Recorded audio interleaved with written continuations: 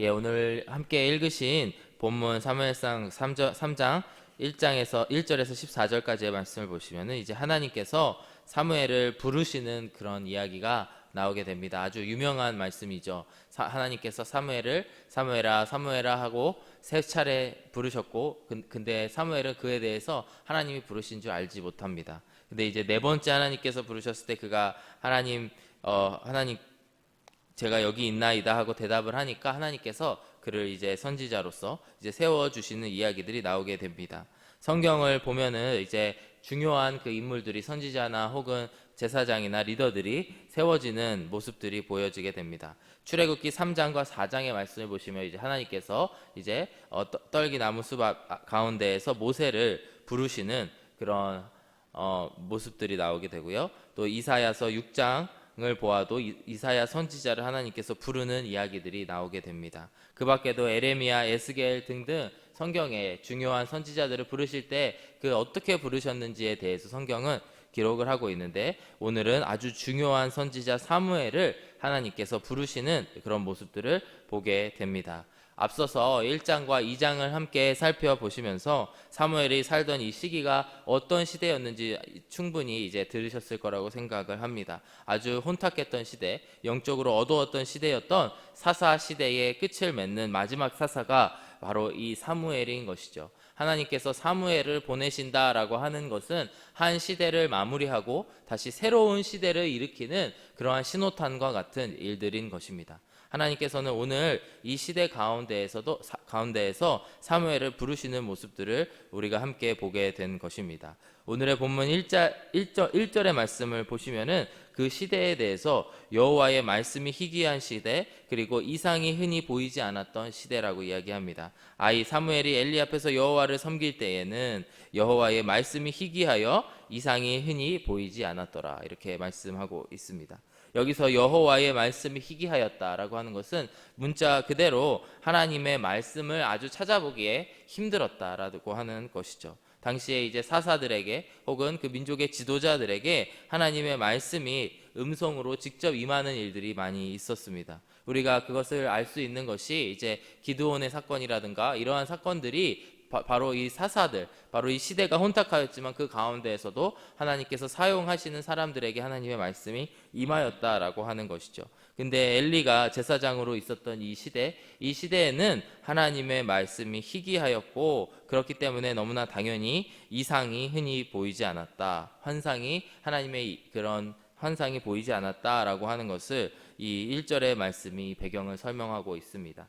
여기서 이야기하고 있는 이상이 보이지 않았다의 이상에 해당하는 히브리어 단어는 하존이라고 하는 단어인데요, 아주 중요한 단어입니다. 이 단어는 하나님의 계시를 의미하고 있는 것입니다. 바로 하나님께서 직접 나타나시기도 하고, 혹은 나중에는 구약 후반부로 갈수록 이제 글로서도 하나님께서 이렇게 알려주시는데, 그 모든 하나님의 말씀이 희귀하였다, 그리고 하나님의 그 계시가 희귀하였다라고 하는 표현을 하고 있습니다. 한마디로 이야기를 하면 하나님의 선택받은 민족이었던 이스라엘 백성들, 하나님의 민족과 하나님 사이에 소통이 전혀 없었던 그런 시대, 암흑의 시대, 그 어두웠던 그런 시대라고 하는 것입니다. 미가서 3장 6절에는 이 같은 시기는 아니지만 훗날의 이야기지만 이러한 시대를 이렇게 표현을 하고 있습니다. 그러므로 너희가 밤을 만나리니 이상을 보지 못할 것이요 어둠을 만나리니 점치지 못하리라 하셨나니 이 선지자 위에는 해가 져서 낮이 캄캄할 것이라. 즉 무엇이냐면, 여기서 이상을 보지 못할 것이라고 하는 것이 하존이라고 하는 단어가 쓰여지게 되었습니다. 즉 이상을, 하나님의 말씀을 보지 못하는 그 시대, 바로 밤과 같은 시대, 낮임에도 불구하고 캄캄한 시대가 바로 이러한 시대라고 하는 것이죠.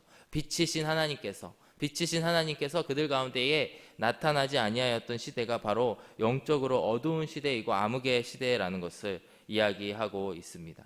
그의 여러 가지 이유들이 있을 텐데요, 왜 이 영적인 시대가 어두운 시대였는가 우리가 살펴보게 될 텐데, 가장 첫 번째 이유가 무엇이냐면 2절의 말씀을 보시면은 그 당시에 지도자였던 제사장이었던 엘리의 눈이 어두웠다라고 표현을 하고 있습니다.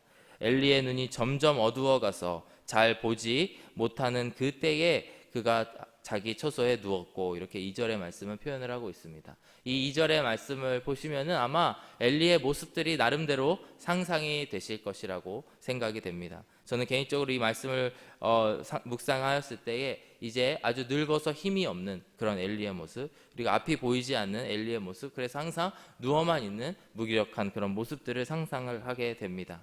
여기서 엘리의 눈이 점점 어두웠다라고 하는 것이 단순히 생물학적인 그의 이제 노화를 의미하는 것이 아니고, 그 가운데에서 그가 영적으로 얼마나 타락하였는지, 영적으로 하나님을 보지 못하는 그런 모습을 설명하고 있는 표현입니다. 성경에서도 종종 이렇게 누군가가 영적으로 어두웠던 것을 이렇게 영적으로 눈이 어두웠다라고 표현을 하기도 하는데, 바로 이곳에서 바로 엘리가 그런 모습인 것이죠. 그리고 뒷부분에 나오는 그가 처소에 누웠고, 그때에 그가 자기 처소에 누웠고라고 하는 표현도 어찌 보면은 이 구약 성경에서 이야기하는 히브리적인 문학적인 표현인데요. 그가 무기력하게 영적으로 깨닫지 못하고 하나님과 멀리, 하늘에 계신 하나님과 멀리 점점 낮은 자리로, 눕는 자리로 나아갔다라고 하는 것을 상징하고 또 의미하기도 합니다. 이와 같이 지도자가 올바로 서지 못했던 이 시대, 그렇기 때문에 영적으로 밤과 같이 어두웠던 시대에 바로 이 아이 사무엘이 그가 하나님의 전에서 이렇게 하나님을 섬기면서 또 제사장이었던 엘리를 섬기면서 자라나게 되는 것입니다. 그런데 3절의 말씀을 보시면은 이 시대가 하나님께서 어떠한 은혜를 주셨는지를 보여주게 됩니다. 하나님의 등불은 아직 꺼지지 아니하였으며 사무엘은 하나님의 궤에 있는 여호와의 전 안에 누웠더니, 여기서 제가 집중해서 보고 싶은 단어가 바로 하나님의 등불이 아직 꺼지지 않았다라고 하는 것입니다. 여기서 등불이라는 표현을 쓰게 되었는데요. 그 당시에는 이제 기름을 사용한 등불을 이제 쓰게 됩니다. 등불이라고 하는 것의 원리가 바로 이 기름을 더 이상 공급하지 않는다고 해서 당장 꺼지는 것이 아니고, 그래도 그 심지 안에 머금고 있었던 기름으로 한동안 버티는, 한동안 불이 꺼지지 않는 그런 모습들을 이제 묘사하면서 나타내고 있는 것입니다. 하나님의 말씀이 끊어졌고 하나님의 이상이 끊어진 그런 시대이지만, 이 시대가 한순간에 어두운 시대로 되는 것이 아니고 하나님의 은혜로, 하나님의 그레이스 피어리어드로 바로 이 시기를 버티고 또 하나님의 등불이 아직 꺼지지 않는 시대 가운데에 있었다라고 하는 것이죠. 이 가운데에 하나님은 어떠한 방법으로 이 세대를 바꾸시고 일으키셨을까를 봤을 때, 바로 3절 후반부의 말씀을 다시 한번 보시면은 사무엘이라고 하는 어린아이를 키워내신다라고 하는 것입니다. 사무엘은 하나님의 궤에 있는 여호와의 전 안에 누웠더라. 이렇게 엘리와는 대조되는 그런 모습, 같이 눕는 그런 상태이지만 그는 하나님의 궤가 있는 그곳에 누웠다라고 하는 것입니다. 이 시대가 사실 등불이 아직 꺼지지 않는 시대였기 때문에 겉으로 보았을 때에는 아직 아무런 특별한 일이 일어나지 않는 그런 시대라고 우리가 생각할 수도 있습니다. 하지만 이 시대가 어떤 시대냐면 말씀의 갈증이 있었던 시대, 바로 하나님의 이상의 기근이 있었던 시대라고 하는 것입니다. 사람이 당장 눈앞의 것만 보았을 때에는 이제 아무 이상이 없어 라고 이야기를 할 수도 있겠지만, 이 뒷면에서는 바로 이 점점 한 세대가 저물어가고 한 큰 시대가 저물어가고 새로운 시대와 또 새로운 사람이 키워내게 되는 바로 그런 일들이 일어나게 됩니다. 하나님께서는 이 어두운 시대를 바꾸시기 위해서 어떻게 하시냐면 바로 아이 사무엘을 자라게 하시는데요. 어제 우리가 함께 살펴보았던 사무엘상 2장 26절의 말씀을 보시면은 이런 말씀이 나옵니다. 아이 사무엘이 점점 자라매 여호와와 사람들의 은총을 더욱 받았더라. 이렇게 말씀하고 있습니다. 아이 사무엘을 점점 자라게 하시고 그 가운데에 서게 하시는 것이죠. 내일 함께 살펴볼 말씀인데 사무엘상 3장 19절의 말씀을 보시면은 사무엘이 자라매 여호와께서 그와 함께 계셔서 그의 말이 하나도 땅에 떨어지지 않게 하시니, 이렇게 말씀하고 있습니다. 즉 무엇이냐면 하나님께서는 이 사무엘을 부르시는 일을 앞과 전후로 보았을 때에 아이 사무엘을 이제 선지자 사무엘로 세워가시는 그 한 인물을, 한 세대를 보내시고 다시 새로운 인물을 키워내시는 그런 일들을 보게 되는 것입니다. 사실 이것이 하나님께서 타락한 한 세대를 또 깨끗한 세대로 바꾸시는 일들이라고 생각이 됩니다. 우리가 잘 알고 있는 출애굽기의 말씀을 보셔도 출애굽한 이스라엘 백성들이 이제 광야에 나와서 그들이 타락을 하게 됩니다. 하나님을 온전히 신뢰하지 못하고 그들을 애굽 가운데로 건져내어 주신 하나님을 믿지 못하고 하나님 앞에 불순종하는 그런 모습들을 보게 됩니다. 그랬더니 그 하나님께서 그 불순종한 민족들을 어떻게 하십니까? 40년간 광야에서 살게 하시면서 그 세대를 모두 다 물갈이 해버리시는 그런 일들을 우리가 한편으로 보게 되는 것입니다. 시간이 누구의 편인가 보았을 때 우리가 모든 것이 영원할 것 같고 나의 힘이 영원할 것 같다고 생각이 들지 모르지만 사실 시간은 우리의 편이 아니라고 하는 것입니다. 시간은 오직 모든 시간 가운데에서 초월하신 바로 하나님의 편이라고 하는 것이죠. 바로 이와 같이 하나님께서는 아이 사무엘을 시간을 들여서 자라나게 하시고 그를 선지자로 세우신다라고 하는 것이죠. 동시에 그 엘리의 세대 그리고 그 사사 세대를 마무리하는 그런 일들을 보여주게 됩니다.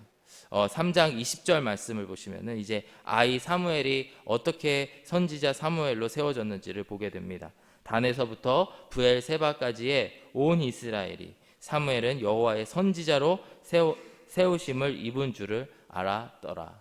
오늘의 말씀 3장 1절의 말씀을 보시면 아이 사무엘이 여호와 앞에 섬길 때에라고 표현을 하는 것과는 대조적으로 이제는 이 선지자 사무엘을 단에서부터 부엘세바 온 이스라엘에 이르기까지 사무엘이 하나님의 제사장으로 세워지심을 그 영적인 권위를 그가 받았음을 알게 된다라고 하는 것을 우리가 볼 수가 있습니다. 이 말씀을 함께 보시면서 우리 가운데 함께 마음에 새기고 기도하였으면 좋겠는 게 무엇이냐면 바로 하나님께서 이 다음 세대를 일으키시는 이 일들 가운데에서 우리도 그곳에 참여하길 원합니다. 이런 마음을 가졌으면 좋겠습니다. 그리고 한편으로는 주님 이전 우리의 세대가 주님 앞에 무언가 잘못을 했다면 회개케 하여 주시고 다시 한번 우리에게 기회를 주셔서 아직 하나님의 등불이 꺼지지 아니하였을 때에 그 새로운 세대를 주님과 함께 세워가는 우리가 되게 하여 주시옵소서. 그런 마음을 품는 이 아침의 시간이 되었으면 좋겠습니다. 오늘의 말씀 이제 후반부로 가시면은 이제 아이 사무엘을 하나님께서 직접 부르시는 그런 장면들이 나오게 되죠. 엘리 제사장이 있음에도 그가 마땅히 하나님의 음성을 들어야 되는 사람임에도 불구하고 그를 패싱하고 이제 아이 사무엘에게 하나님께서 직접 콜링을 하시는 모습들을 우리가 보게 됩니다. 그 내용을 다시 한번 모두 훑지는 않겠지만 그 말씀을 통해서 우리가 생각해 볼 수 있는 것이 하나님께서는 그 타락한 세대와에게는 더 이상 하나님의 계시를 보여주시지 아니하시고 하나님의 이상을 보여주지 아니하시고 그 다음 세대로 패싱을 하는 경우가 있다라는 것을 우리가 오늘 마음에 새기기를 원합니다. 그리하여서 그 삼각관계 엘리라고 하는 사람이 있지만 그 가운데에 어린아이 사무엘에게 바로 하나님께서 말씀하시고 그에게 영적 권위를 넘겨주시는 그런 일들을 오늘 보게 되는 것입니다.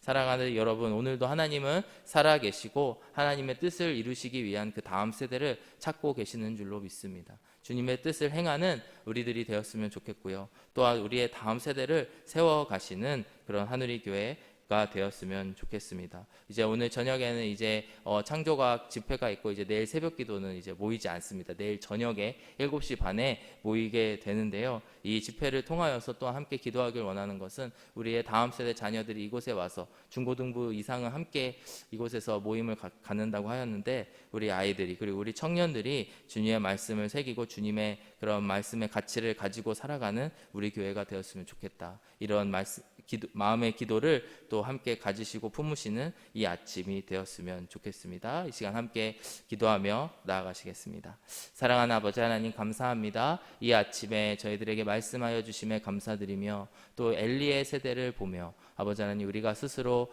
기성세대로서 또한 경각심을 가지며 살아가기를 원합니다. 엘리와 같이 하나님께 패싱당하는 그런 세대가 아니요 하나님과 함께 다음 세대를 세워가는 그런 세대가 되기를 원합니다. 또 우리에게 허락하여 주신 귀한 자녀들이 있사오니 아버지 하나님 오늘 있을 창조과학 집회를 통하여서 주님 함께하여 주시고 우리의 다음 세대 자녀들이 하나님을 잘 믿는 잘 따르는 사무엘과 같은 세대들로 키워져 나갈 수 있도록 인도하여 주옵소서. 오늘도 우리와 함께 하시는 주님께 감사드리며 예수 그리스도의 이름으로 기도드렸습니다. 아멘.